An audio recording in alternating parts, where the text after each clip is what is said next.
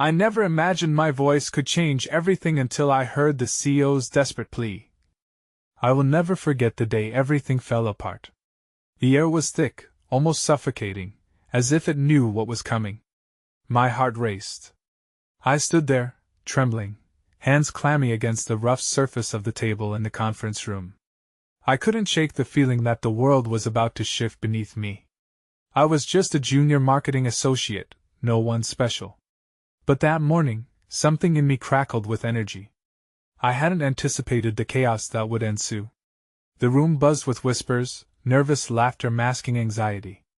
My best friend, Lila, sat across from me, her brow furrowed. I could see distress in her eyes, her stomach knotted with uncertainty. She had always been my anchor.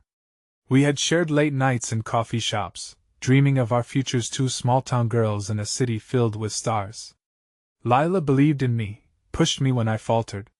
But that day, as the CEO's voice echoed through the room, I felt the weight of doubt settling over me like a shadow.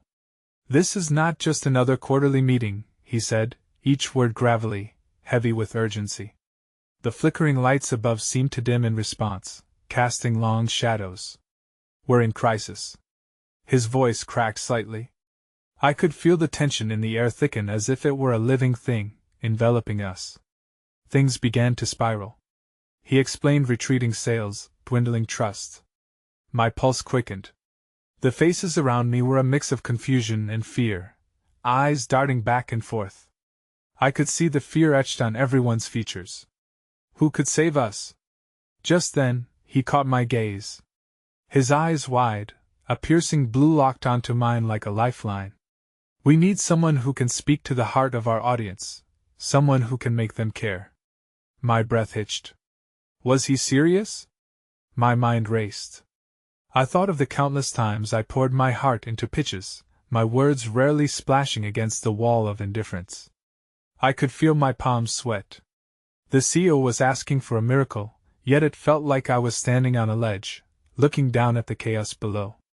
The room was a whirlpool of panic murmurs echoed off the walls, and I barely kept up with the spiraling thoughts in my head.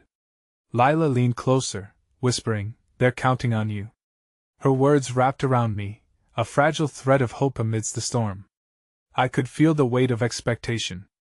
My throat tightened like a vice grip. What if I failed? Then he said, "I need you." Those three simple words hung in the air, laden with possibilities. Could my voice truly change the course of this company? My heart slammed against my chest, an urgent drumbeat. I thought of our dreams, my family's sacrifices, and the bills piling up at home. What if I took that leap? But what if I fell? My mind raced, battling itself in a silent war. Just as I was about to speak, a loud crash erupted from the corner of the room. Everyone froze, eyes darting toward the source of the commotion. I felt a chill crawl down my spine. In that moment, everything shifted. You could feel the collective anxiety, the air rich with anticipation. My heart threatened to leap from my chest. What now? Was it the end or the beginning? Hey, before we continue with this amazing story, I need to give you an important heads up. Many subscribers have reported that YouTube unsubscribed them without warning. Take a quick second to check the red button below to make sure you're still subscribed to the channel. I'd hate for you to miss any of the exclusive content coming soon. And while you're there, smash that like button, it really helps me out with the algorithm. Oh, and tell me in the comments, which city are you watching from? I love getting to know every amazing person who's part of this community. Your participation makes all the difference. Let's connect. As the sounds of the crash resounded, I felt the world around me challenge the very fabric of reality. I blinked rapidly, trying to process the unfolding chaos. The commotion drew closer, and seconds later, the door swung open. A frantic employee rushed in, cheeks flushed and breathless. "There's been an incident at one of our major accounts," she managed, her voice breaking. It was as if the storm simply grew more intense, swirling around us, threatening to unravel the pieces that held our fragile confidence together. The murmured whispers escalated into panicked questions, and I felt Lila's hand clutch mine tightly. "Stay calm," the CEO urged, his voice unsteady yet commanding. "I need everyone to focus. This is what I was afraid of." Panic morphed into a suffocating fog. What had I just gotten myself into? As the room descended into hushed commotion, I caught glimpses of fear-stricken faces, the old-timers who had committed years to this company, the fresh college graduates just starting out, each of them shrouded by uncertainty. I could feel the pressure coiling around me, squeezing out the last vestiges of hope. "Lila," I whispered, seeking solace in her presence.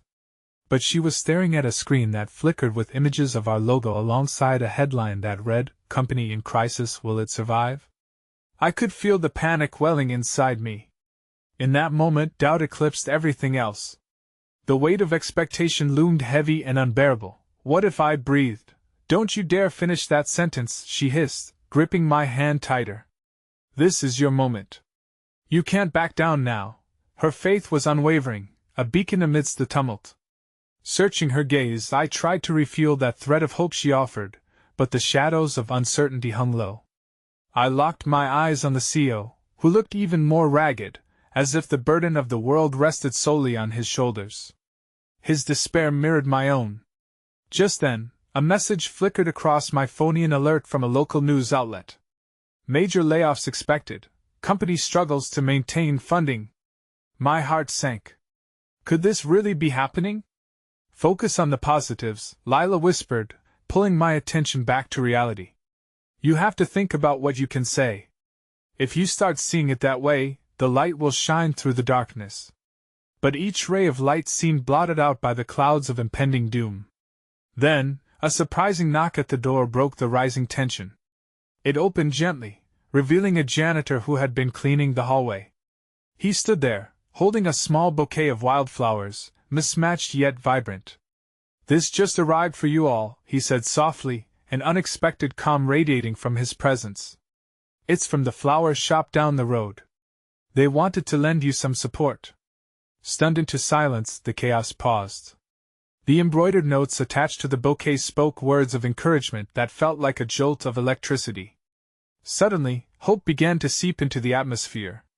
The storm brewing in my gut started to settle, bringing clarity. Lila reached out and took one of the flowers, her eyes glimmering with unexpected gratitude. The other employees gravitated toward the solemn beauty of the gesture, and one by one, they began exchanging smiles, as if those wildflowers had watered the parched soil of our fear. Hope was fragile yet potent. My voice, the thing I feared had fallen silent, began to flicker to life again, igniting a small flame within me. I could feel the tide beginning to shift, inch by inch, towards possibility. As I gathered my breath, preparing to step forward, something struck me. Did the janitor know the weight of his simple gift? Did he realize he had transformed this moment from one of panic to connection? Hope danced in the air like the delicate petals that fell from the wildflowers, filling the room. But just as I opened my mouth to speak, the CEO's phone buzzed on the table, and the look on his face changed instantly, darkening like a thundercloud. "They want to talk now," he said, suddenly trembling. The air grew heavy again, the potential surge of hope threatened to drown in new waves of uncertainty. "Are we ready for this?" he asked, his words laden with urgent despair. I felt every eye turn to me. Silence fell like an anvil, and I realized I had to make a choice: to embrace my voice and speak my truth, or let silence cripple my spirit once more. Could I possibly hold the power to change everything, or was I merely another voice in a chorus of uncertainty? The decision loomed before me, a daunting crossroad that could determine the fate of not just the company, but my life entirely. The weight of expectation hung heavier, each heartbeat echoing in time with the turmoil within. In that pivotal moment, the real question emerged: was I willing to take the leap? The shifting tide pulsed beneath me, and panic clawed at my throat. All I knew was that the next words I said might be the ones that changed everything. The air around me hung thick with apprehension. The once vibrant wildflowers seemed to droop as the reality of the situation seeped back in. I glimpsed Lila, the flicker of hope in her eyes dulled by the gravity of the CEO's voice. Yet in her grip, I felt an anchor. She was the soft reminder that hope hadn't fully dissipated. "Please," the CEO muttered, gripping the edge of the table, "I need someone to step up." His voice trembled, and for a brief moment, I saw the man behind the title overwhelmed, vulnerable. A shared humanity twinkled through the disarray, a thread that linked us all as we stood together on this precipice of uncertainty. It felt as if the world tilted just enough for the urge to scream into my throat, but instead, swallowing my panic, I took an inward breath. I couldn't let my fear anchor me down against the crisis crashing around us. Maybe you should take a moment to gather your thoughts, sir? I suggested, surprising even myself with the steadiness in my voice.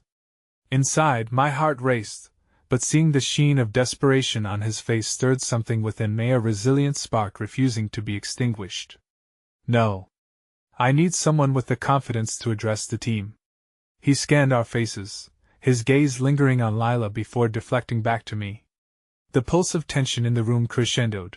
It felt like we were members of an orchestra, waiting for someone to strike the first note. Let's consider all options, Lila urged softly, nudging me to speak. We can brainstorm together.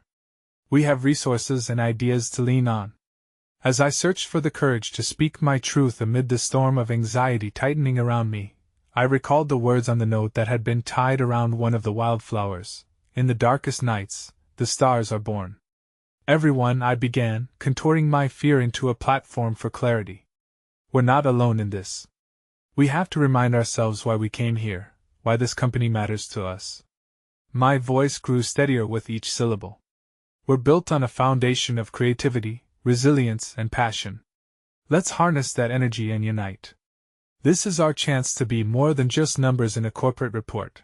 Gasps of disbelief peppered the room, but Lila's steady grip on my hand rekindled my voice. As I spoke further, words began tumbling out me hopes, my fears the very essence of the shared struggle. I painted an image of camaraderie and perseverance that felt reminiscent of the vibrant colors in the bouquet. Each sentence forged connections where fear had previously held sway. But the flickering moments of clarity faltered when the buzzing of the CEO's phone stole attention once more. He glanced down, and my heart sank as I recognized the name flashing across the screen, a name synonymous with our largest investor. I felt Lila's hand twitch, sensing the shift alongside me. It's my wife, he said, his tone wavering. She never calls me during work hours. A chill ran through me. The knots in my stomach unfurled into 1,000 questions. Why would she interrupt now? What did she know that we didn't? In that moment, the weight of how intertwined our fates were crashed over me with brutal intensity. The CEO hesitated, caught between the responsibilities of a leader and the gnawing instinct to set everything aside for his family. The building fears spilled over, infecting each of us. I felt my throat tighten as I remembered my own family, how they relied on me, and how easily I could fall, just like our company. Sir, I began, my tone softening as I stepped closer. You can take a moment. Well, be here when you're ready. His eyes darted around the room, sizing us up, wrestling with his instincts as we collectively held our breath, waiting in shared uncertainty. What if it is bad news? He murmured, barely audible. I wanted to reassure him, to promise him that everything would be all right. But the truth hung heavy. There was a chance that everything we had built could collapse. A silence cloaked us, and dread seeped into the cracks. Then we will face it together, I replied, the depth of my own fear grounding me even further. We're in this as a team. Remember what we just shared, the strength that comes from facing possibly the worst together. He looked from one of us to another, judgment and fear dancing in his eyes before landing heavily on mine. Can you wait for me to take this call? It might change everything, he finally conceded, his voice barely rising above a whisper. Of course, I heard myself say, even as my heart raced. What could it be? That singular thought raced through my mind, taut with dread. With shaking hands, he picked up the phone, leaving me teetering at the edge of that seismic moment. I braced for whatever came next, whether it would be something that promised hope or one final, devastating blow. Both possibilities taunted me with equal ferocity. As the CEO stepped back from the collective stares, the room felt infused with an unbearable tension, each heartbeat echoing to an unknown fate, fraught with the weight of uncertainty. Just then, Lila squeezed my hand tightly, grounding me despite the brewing storm ahead, and with that, the door loomed open, shadows deepening beyond its threshold, ready to unveil whatever awaited us on the other side. The silence lingered heavily, like a woolen blanket draped over our shoulders as we awaited the CO's next move. My heart thundered in my chest, every beat echoing the unsaid fears swirling around the room. Lila's hand remained a tether, pulsing warmth even as anxiety kicked and frothed within me. The CO turned his back to us, hushed whispers passing between him and whatever awaited on the other end of the call. The moment seemed to stretch, time bending in on itself with every passing second. In the absence of sound, I felt a woman's familiar laugh ripple through my thoughts, a sound from my childhood, from a simpler time filled with sunlight and unbridled joy, chasing bubbles through the park. I realized I needed that feeling again. I needed to reclaim the childlike spirit that believed in miracles. "Can I tell you a story?" I blurted without thinking. The unexpected question hung in the air, catching the attention of my colleagues. A few brows arched in questioning, but Lila nodded encouragingly, her eyes shining with curiosity. "It's about resilience," I started, the words flowing almost effortlessly now, all the intense emotions I had suppressed rising to the surface. "When I was young, I watched my sister train her heart out for an important gymnastics event. She was under so much pressure.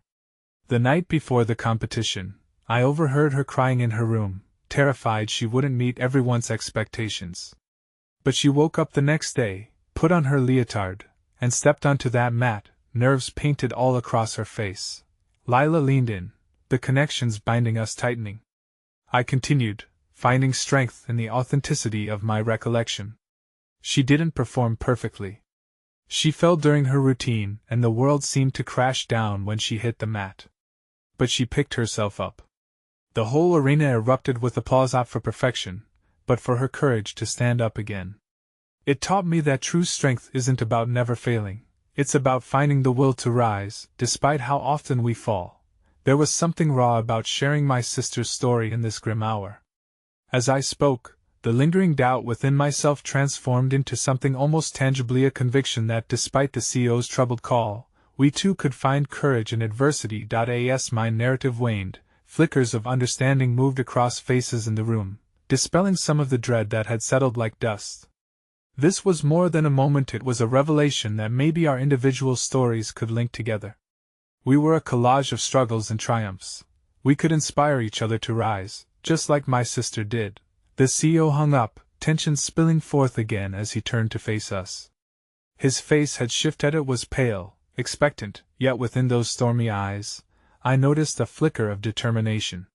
Before he opened his mouth, I stood to speak again, afraid nothing could break the gravity surrounding us as he prepared to share whatever news had just unfolded. "Sir, no matter the outcome of that call, we're here for you," I stated, channeling all the hope I could muster. "We are all invested in finding a way through this." He inhaled deeply, as if to gather fragments of strength before addressing the room. "First, I want to thank you for your patience and encouragement." His voice wavered slightly as he stood poised on the precipice. "That was my wife on the phone. She told me our largest investor is pulling funding." My chest felt like it caved in at his words, the weight of impending loss crashing over us. "But we have an opportunity. We can still pivot." They'd given us a brief window to find alternative funding before they finalized their decision. The collective gasp was palpable, rippling through each person, echoing around me like a thunderclap. I searched the room, feeling the very air change as several pairs of eyes widened in disbelief and fear. "An opportunity?"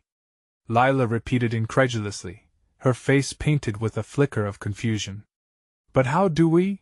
We have a month," he interrupted sternly, casting a desperate gaze upon the team.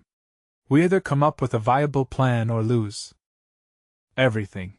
The immediate turn of events left panic swirling like a whirlwind. I felt the ground shift beneath us, the previously tenuous bond we formed now challenged by the stark reality of the time limit imposed on our futures. I could feel Lila's fingers trembling in mine, resonating with the pulse of fear that coursed through the room. Just as I thought to speak again, my phone buzzed in my pocket. I pulled it out, the unexpected vibration pulling my attention away from the grave reality unfolding before us. It was a message from my mother, an image of my family gathered around the table, the evening light shimmering in golden hues, and the caption read, "We're waiting for you. We're always here." A wave of affection and pain flooded through me, blending into a turbulent rush that threatened to choke me. What did I owe them? What did I owe myself? Questions came crashing down like waves, filling me with trepidation. I looked over at Lila, her face mirroring my confusion and vulnerability, entangled with potential, hope woven into hopelessness. My heart raced, pulsing with the realization that we stood at the brink not only for our company but for our futures that hung in an unfathomable balance. As the CEO shifted his weight, a grim expression settled over his face again. Outside the windows, the sun was beginning to dip below the horizon, and with it, my tranquility seemed to drain as darkness encroached. We either step up, or we all fall, he said finally, and something primal nestled in the corners of his voice. I need someone to lead the charge. At once, the room turned heavy with anticipation, eyes darting toward me. Courage swelled within my chest, but uncertainty shadowed every thought. Could I be that voice? Could I take on the burden of that leadership in a moment like this? Time hung still, yet everything seemed to spiral at once, a potent mix of anxiety and fervor. Lila squeezed my hand once more, her touch warm, grounding me amidst the whirlwind. To my surprise, I felt exhilarated rather than afraid, and in that moment, as I met the gazes around muffled with hope, uncertainty, and challenger, realization gnawed at my heart. It was not just our company at stake. It was the very essence of unity, a test of whether we would rise or fall together. Then, as if summoned by some unseen force, a crushing sense of clarity settled over me. I could either anchor myself in fear or dare to step forward, but I had to decide quickly. Whatever happened next would demand everything I had and more. What lay ahead surged like a tempest, dark and unpredictable, but just as equally exhilarating. As I stood teetering on that edge, I felt a call to action deeper than responsibility. It was a rallying cry to embrace whatever darkness awaited us. But before I could frame my thoughts into words, the CEO's gaze grew intense, his next words poised to change everything. What do we do now? I took a breath, and felt my pulse quicken. Let's take a leap. The response to my words hung in the air, a charged silence pulsating with uncharted possibilities. As the CEO's keen eyes bore into mine, I could almost feel the collective breath of my team stilled, waiting in anticipation. Every heartbeat echoed the enormity of the moment, a war cry silently shared amongst us. But inwardly, I was wrestling with doubt. What was I even suggesting? A leap? Did I really have the power to change our fate? The shadows in the corners of the room loomed larger, edging in on my resolve. Could I carry the weight of my colleagues' hopes on my shoulders when I could barely hold up my own? Are you sure? Lila's voice, laced with uncertainty and an undeniable spark of trust, snapped me back to reality. The warmth of her hand still nestled in mine felt like a lifeline, a thread weaving together our shared anxiety. I softened my gaze, grounding myself in the possibility of collaboration. Let's brainstorm together, I said, pouring my vulnerability into each word. We need everyone's thoughts and ideas. We all have skin in this game, and maybe someone else will see something I'm missing. The CEO nodded slowly, the tension beginning to morph into something more productive, like clay pushed into a mold. The room felt electric, each person coming alive with potential, igniting small embers of hope amidst the overwhelming fear. One by one, voices emerged, tentative at first but gaining strength like the rising tide.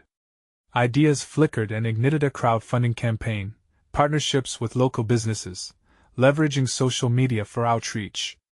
Each suggestion felt like stepping stones leading toward an uncertain but hopeful destination. As we collaborated, the surreal nature of our circumstances sharpened into focus. Struggles blurred with a united sense of purpose that fueled my spirit. Lila's unwavering support infused me with clarity, illuminating my path. We laughed, shared frustrations, and allowed our fears to seep into the room as we tackled the terror together, a tapestry of raw honesty connecting us. Yet as optimism swirled, a pang of disquiet nagged at reality that we were racing against an unseen clock. Each idea brought with it a flicker of hope, but also a silent weight. Time was scarce, and failure was a looming specter waiting to seize upon our every misstep. Just as we reached a tentative resolution, a sudden knock startled us. The office door creaked open, and in walked a man I recognized from the board-staunch figure who had often shrouded our discussions in critical scrutiny. His expression was inscrutable, a mask of professionalism cloaked in concern. I need to speak with you, now, he pronounced, his voice clipped, casting an unexpected chill over our warm deliberation. The atmosphere shifted again, tension rushing back in like a tidal wave. As he motioned for the CEO to step aside, I felt a knot tighten in my stomach. Whispers of dread passed among my colleagues. What news could this man possibly bring that might unravel all the hope we had just woven together? Lila shot me a conspiratorial glance, her fear mirrored in my own. What do you think he has to say? She whispered, her brow furrowing slightly. I could only shake my head, uncertainty gnawing at me from the inside. Suddenly, all those moments of doubt that I had fought so hard to dismiss crept back in. What if our efforts weren't enough? What if he brought news of further cuts, or worse, the immediate closure of our operations? I tried to focus on the voices cascading around me, the lingering warmth of shared purpose, but my thoughts spiraled into darker scenarios. In the clamor, however, I felt a gentle nudge from Lila, who squeezed my hand once more, silently reminding me to stay grounded. Time felt elastic, stretching as I waited, each second dripping with anguish. The CEO stepped back into the room moments later, and the pallor of his face told us everything. This man was not there to deliver promises or sweeten the deal. All right, everyone, let's be seated, the CEO began, his tone more serious and strained than before. The room quieted, breaths held as we waited for his next words to unfurl our fates. Despite your efforts, we're facing an uphill battle. The investor we were relying on has also signaled that they might threaten to withdraw from their commitment completely. We're still on a tight timeline, larger than we realized, and issues with liquidity are becoming increasingly complex. A collective gasp filled the air, each face tinged with a shade of dread. My pulse quickened as the CEO continued, revealing more details of the monumental challenge ahead. This was beyond just funding now. It was a battle for survival against forces we had barely begun to comprehend. I will not sugarcoat anything. We are on the brink, he said, his voice growing solemn. But there's a stipulation.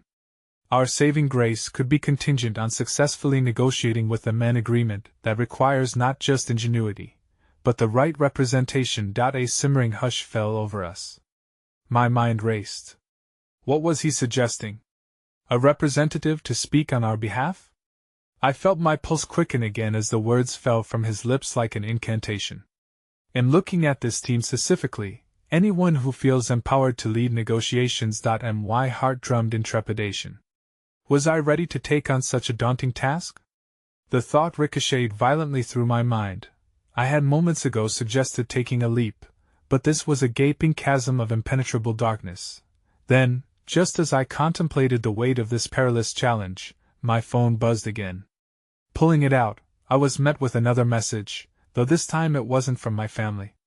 It was a text from an unknown number, a stark interruption to the horror slowly congealing in the room. In plain text, it read, I know you're in trouble. I can help. Meet me at the park tomorrow at 10 a.m. A shiver ran down my spine, the promise of mystery intertwining with dread. Who was this person? And how did they know of our plight?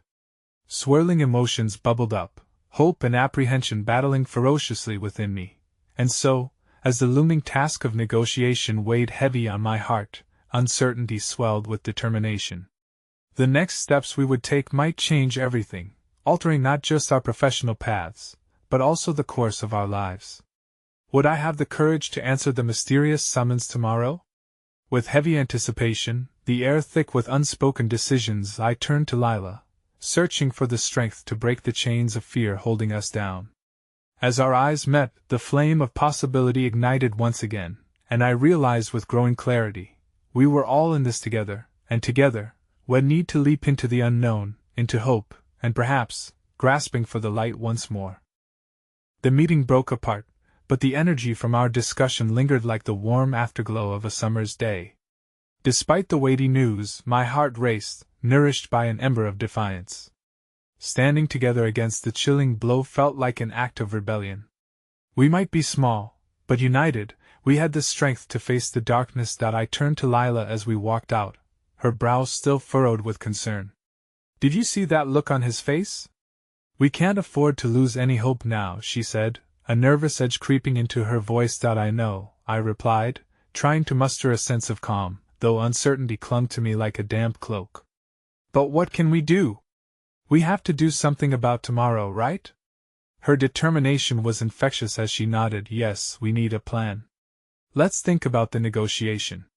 We can practice what we might say, offer new ideas. I appreciated her instinct to find solutions, but the threat of impending failure loomed heavily. As the reality of our precarious position caught up with me, dread curled at the edges of my thoughts. Could we really change the course of our fate?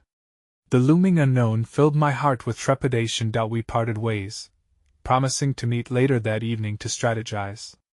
As I walked home, I felt every step echo my uncertainty, the city around me busy with life while I felt resoundingly still. Suddenly, the earlier message flashed across my mind, a mysterious text I had received, a lifeline or a cruel hoax? Arriving home, I sank into the embrace of the quiet, seeking solace among the walls burdened with memories and love. My phone buzzed again. This time, it was another notification, a calendar reminder for tomorrow's meeting at 10. My heart quickened at the thought of confronting whatever was waiting in that park. Sitting on my sofa, I pondered the risks. Should I trust whoever had reached out? But in the face of such a steep challenge, weren't risks necessary? I clutched my phone tightly, conflicted. As I scrolled through my contacts, my heart dropped when I saw my father's name, faded yet familiar, like a specter from the past. It had been years since we had spoken, an unfurling tapestry of misunderstandings and hurt woven between us. I longed to reach out, to connect, but how could I reconcile my jumbled feelings about my father with the urgent demands of my current life? Just then, my phone buzzed again, more insistently this time. I glanced at the screen, a message from Lila. Are you all right? I'm worried about you. We're in this together, remember? Her words felt like a balm over my frayed nerves. I took a deep breath, allowing a flicker of hope to ignite. I typed back quickly, sharing my thoughts and fears. Moments later, my phone rang, and I answered, fully expecting to hear her comforting voice.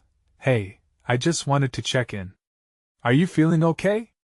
She asked, sincerity enveloping her tone like a warm hug. I don't know. I'm scared, Lila. Things have been so overwhelming, and now with this meeting, I just feel lost. I get it, she said softly, understanding radiating through. But you are not alone in this. Remember how we felt today? The energy in that room? You've already inspired kindness and energy in others. We can channel that into tomorrow. I believe in you, and it'll work with you, every step of the way. Her confidence shone through the phone, igniting a flicker of resolve within me. Okay, I said, my voice more steadied. You're right. We need a plan, but I also need to figure out this message situation. Whoever is reaching out could have information that could help us. A moment of silence enveloped us as she processed what I'd said. Meet them. You can always be cautious. But this could be a lifeline.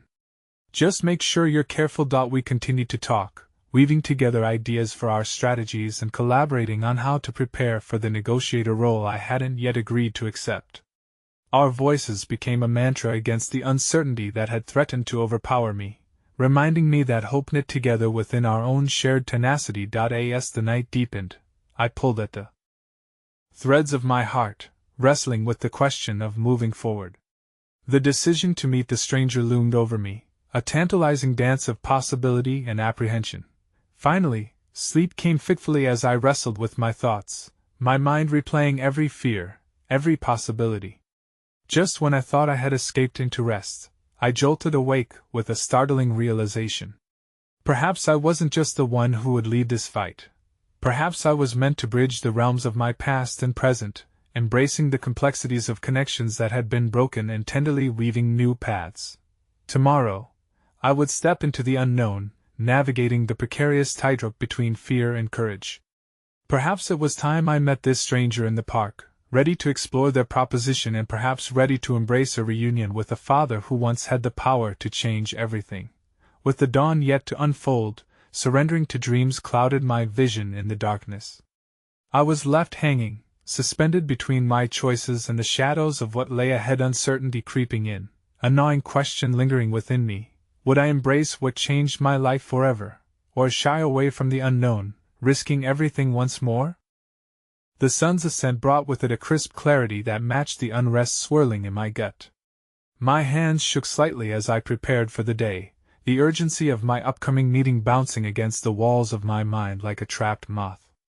With every passing minute, the weight of the unknown pressed harder, sending ripples of anxiety through me. Once dressed, I stole glances outside, the world seeming to thrive in its typical morning rhythm.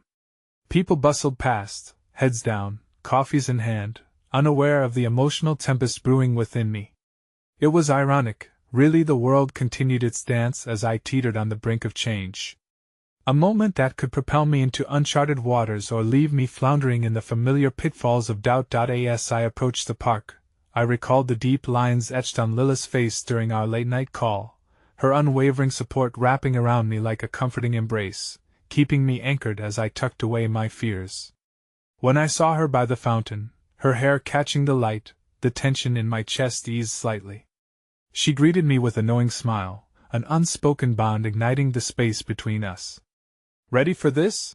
she asked, her voice laced with a mixture of determination and trepidation. I nodded, feigning confidence. "As ready as I'll ever be. Let's make this count. You've got the voice, and you know what you want to say."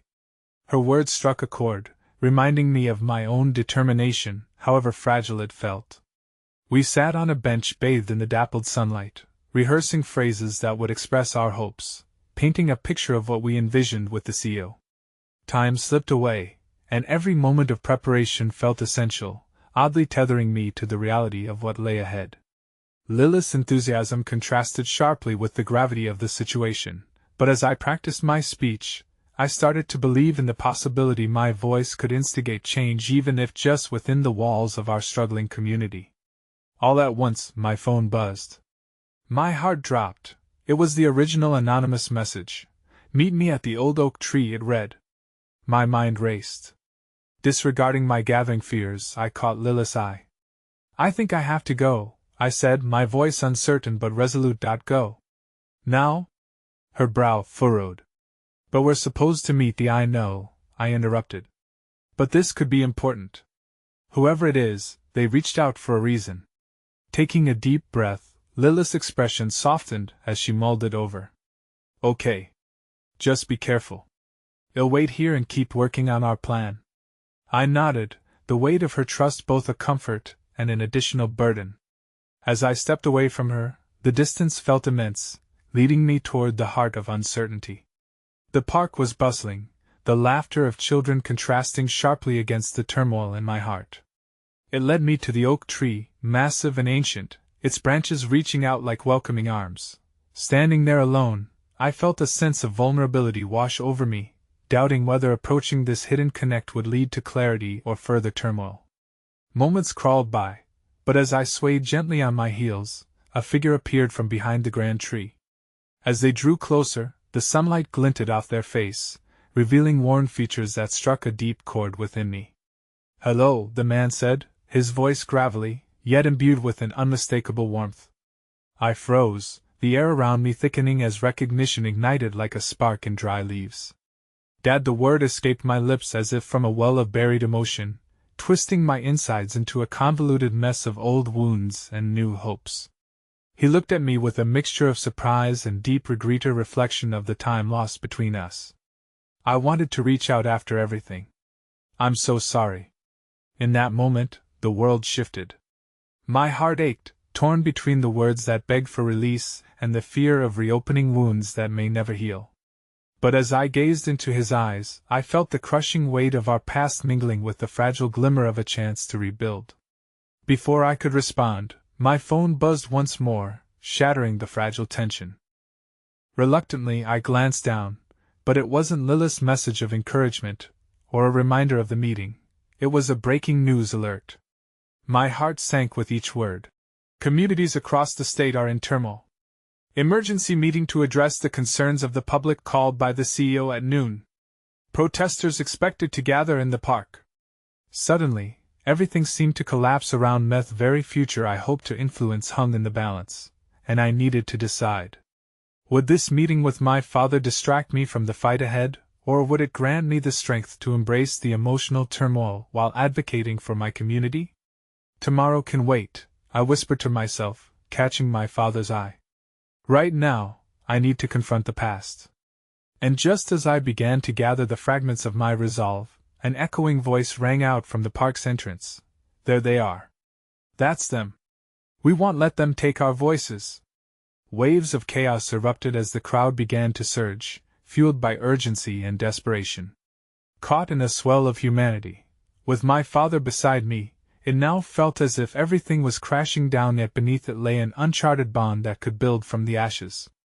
I reached for his hand instinctively as fear and determination collided within my heart, reminding me that the most profound battles often begin at the intersection of silence and power. And with the escalating clamor surrounding us, one truth ignited in my soul.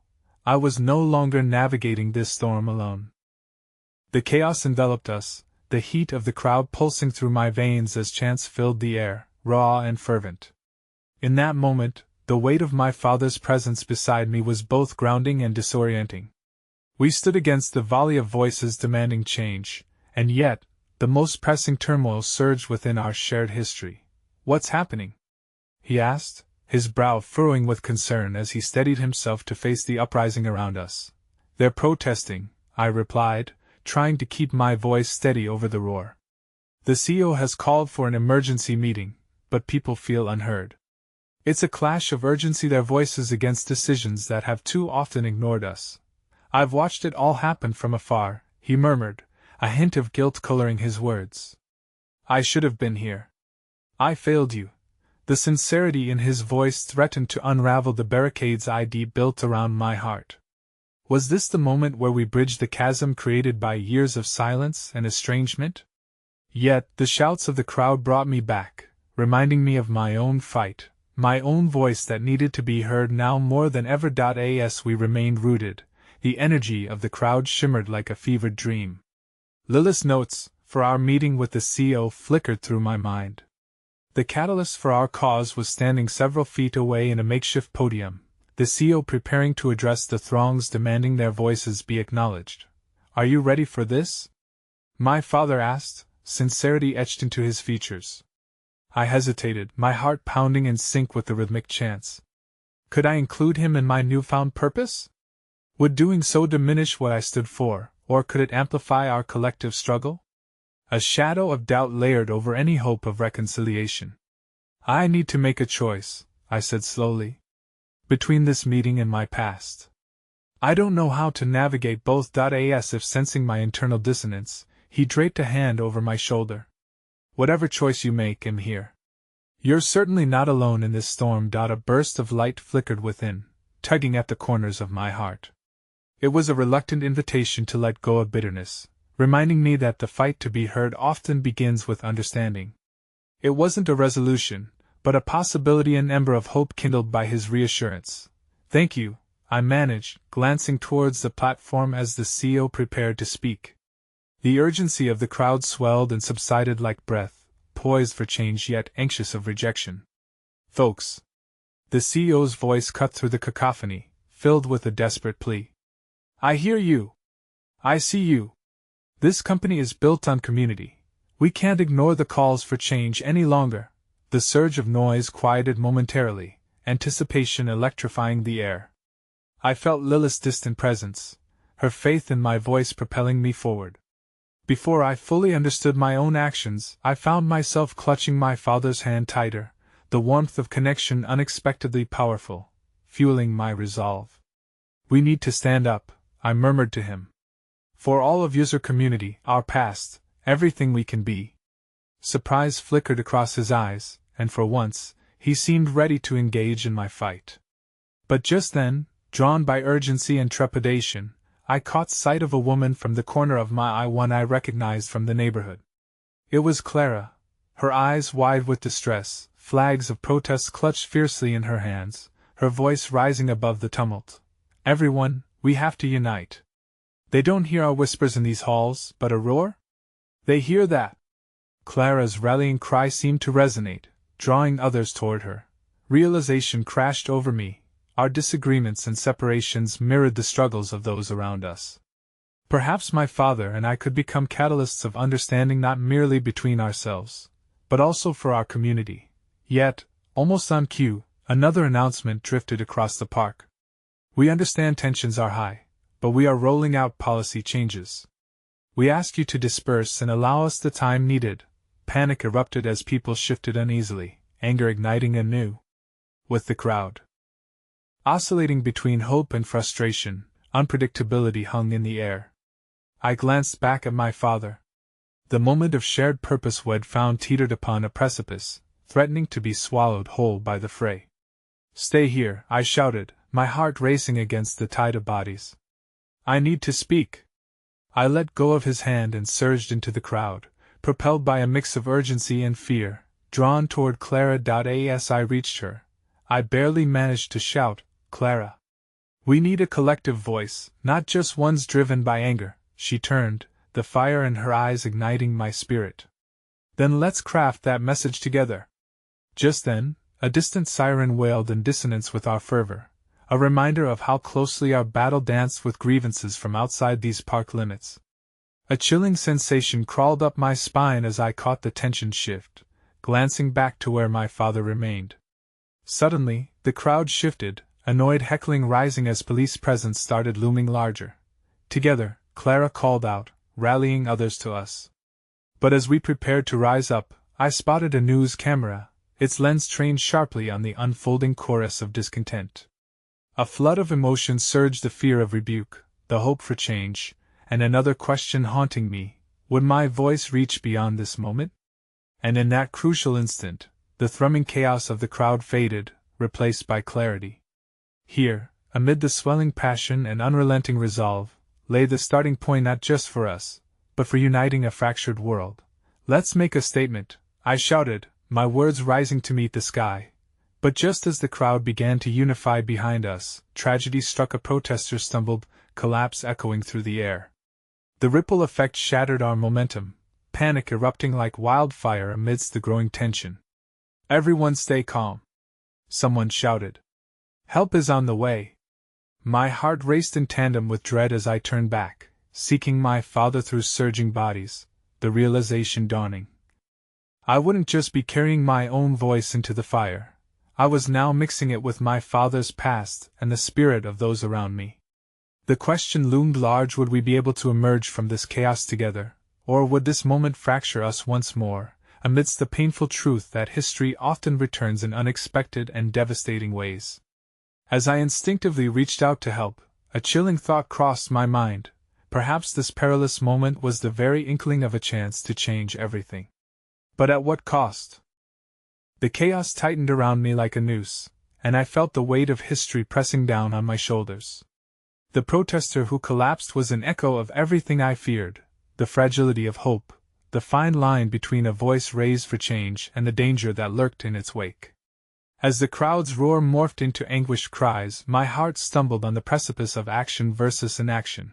"Help!" someone yelled, their voice slicing through the tumult like a beacon of desperation. I pushed through the throngs of bodies, searching for any sign of my father amidst the swirling sea of voices. The sight of him standing there frozen, panic written across his face, was a bitter reminder of the chasm that had kept us apart for so long. "Stay back!" I heard someone shout, urgency thrumming in their tone. The police had arrived, and the atmosphere to that point had shifted, tense and electric. "We need room to work." Clara gripped my arm, her fierce determination still palpable despite the tumult. "We have to follow the message," she shouted, rallying those nearby. "Our fight doesn't pause for fear. If we can voice our message of change in this dark moment, we can galvanize the resistance." A flicker of resolve ignited within me. This was why we were here. The need for solidarity felt visceral and too urgent to ignore. It was my chance to channel the dissonance of my past and present into something tangible, a chance to bridge a gap forged over years of silence. "Clara?" I called, the crowd around us a tempest of uncertainty. "Help me lift them up." As we positioned ourselves around the fallen protester, need cutting through the chaos, my father finally broke free of the crowd, his face taut with determination. I caught his gaze, locked in a moment of understanding, remnants of our estrangement melting into something raw and unspoken. "We can't let fear win," I said, almost startled by the clarity in my voice. I reached across the distance between us, my hand reaching for his.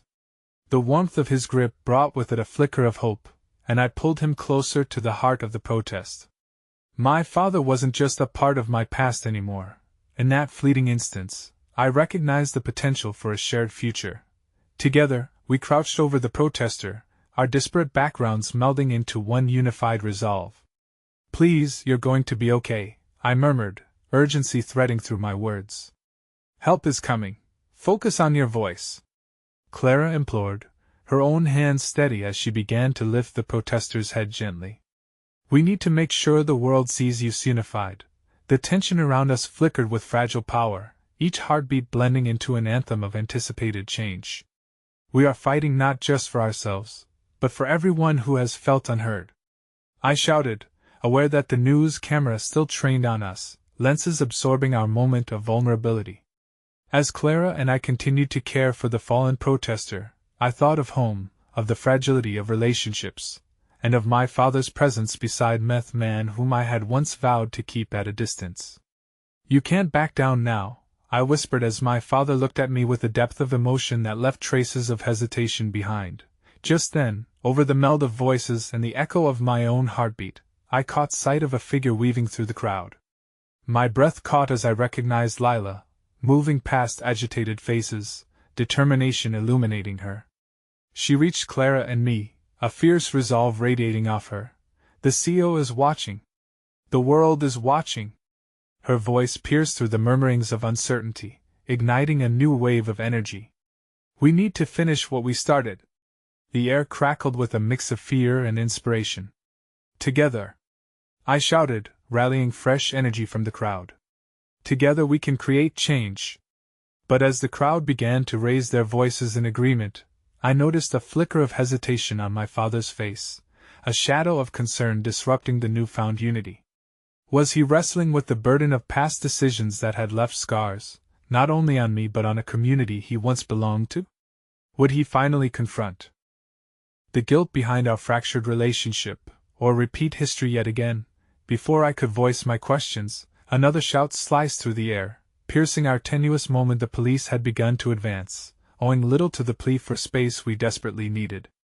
The hope that had been gathering threatened to dissipate under the weight of growing hostility. "Disperse!" an officer barked, the command resonating through the crowd, shattering our tenuous stance. The fear was palpable, uncertainty coursing like wildfire, reigniting tensions. "This isn't a safe space." In an instant, chaos emerged anew, bodies twisting to retreat, but I stood frozen, caught between the earnest desire to stay and fight alongside my community, and the shadow of my father's uncertainty. Would his fear persuade him to abandon this moment, or would he choose to remain grounded beside me and face whatever storm lay ahead together? "Don't leave," I called, desperation clawing at my throat, my eyes seeking his. "We are stronger together. Don't let them scare us away." On the cusp of realization, I saw him pivot slightly, his gaze torn between the surge of uncertainty and the glimmer of hope that had begun to root itself deep within. This was our defining moment, and the choice to engage meant risking the deep-seated quiet that had characterized our relationship for far too long. But as I gathered my breath to push back against the tide of doubt, the sirens blared louder and another protester screamed as they collided with the police line. Tragedy echoed through the air once more, raising the stakes higher. The cost of this moment pressed heavily against my chest. "Together!" Clara's voice rang out, rallying the momentum. "Together, we will not be silenced."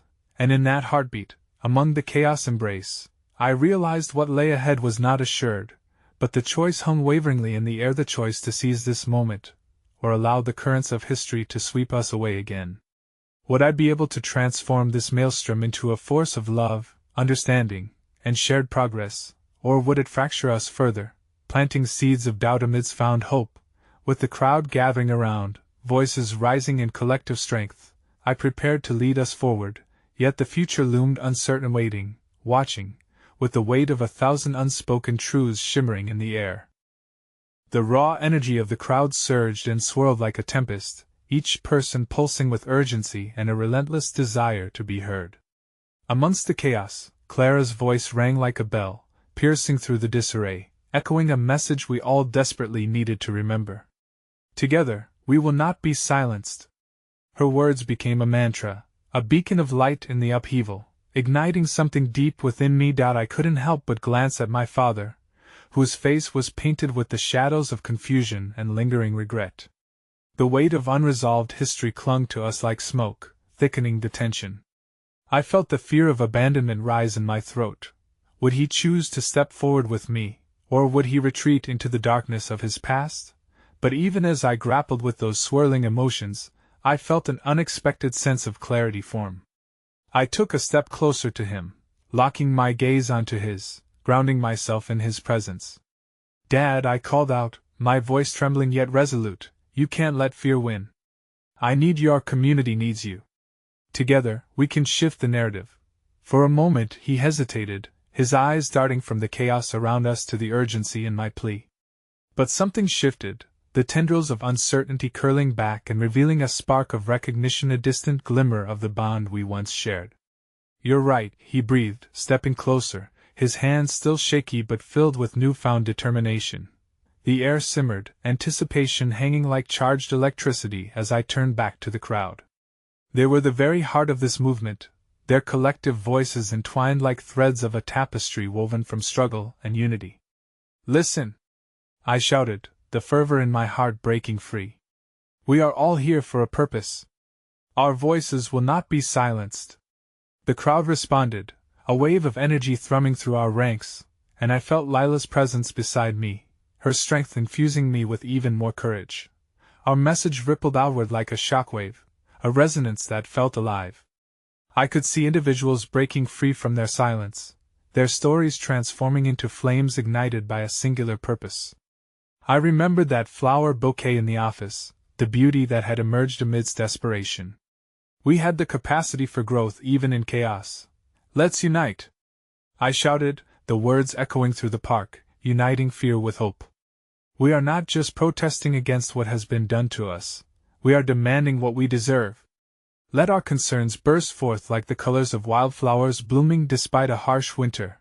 The symphony of voices rallied behind me, and it felt as though we were an unstoppable force, a reminder that in every journey of pain and loss, something beautiful can emerge. The fear that had threatened to engulf us began to lift, painted over by shared resolve. Suddenly, the protester we had helped began to stir beside us. As they rose, supported by the energy propelling us forward, they threw their arms up in defiance, a gesture that swept through the crowd, allowing hope to expand once more. Yet, in that fleeting moment, with everything on the precipice of transformation, I heard sirens wailing and felt the walls of my heart constricting. This was just the beginning. Theirs was a voice that could shift tides. But would we embrace the strength of this unity? Or would the chaos overpower the whispers of hope we had so painstakingly woven together? The realization washed over me. Stakes were higher than just my relationship with my father, or the tumult surrounding us. We were all intertwined in this struggle, history grappling with the present, and only with the courage to connect could we pave a path toward a better tomorrow. In that decisive moment, I turned to the crowd once more, as fear ebbed back toward a measured resolve. "Each of you holds a piece of our future," I proclaimed, feeling electrified. "Let us speak our truth. With every word, we change this narrative together. Let our voices carry, let them echo across these walls, for we will not falter but rise strong." With that, the crowd crescendoed, energy surging as we chanted. In unison, together! Together! Together! Each pulse of our voices resonated through the park, a primal echo that pushed back against the waves of uncertainty crashing around us. Hope became a tangible force as hands joined, hearts opened, and stories intertwined, creating an unbreakable bond in the fight for our lives and futures. But as my father and I stood shoulder to shoulder among the crowd, I realized something bittersweet. We were not simply fighting a battle, we were forging a bridge towards healing. I gripped his hand, feeling the warmth of connection, and acknowledgement of everything unspoken. In that moment, we became allies, not just in this fight, but in facing the chapters of our past. As the sun began to dip lower in the sky, casting a golden hue through the leaves of the oak tree, the realization enveloped me that our voices had the power to change everything, to uplift each other amidst adversity, and to embrace our stories. We were no longer bound by fear, but unified in a collective strength that bravely blazed the trail into the future, a reminder that love can arise from the ashes of uncertainty. And somewhere within me, the truth settled. It was only when I dared to intertwine the vulnerable threads of my past with the promise of tomorrow that I could finally feel whole. Together we stood, new beginnings stitched into our hearts, ready for whatever challenges lay ahead. And that realization dawned on me, wrapping me in a profound stillness, as I whispered into the growing twilight, let our voices ring true, for in the act of speaking, we become free.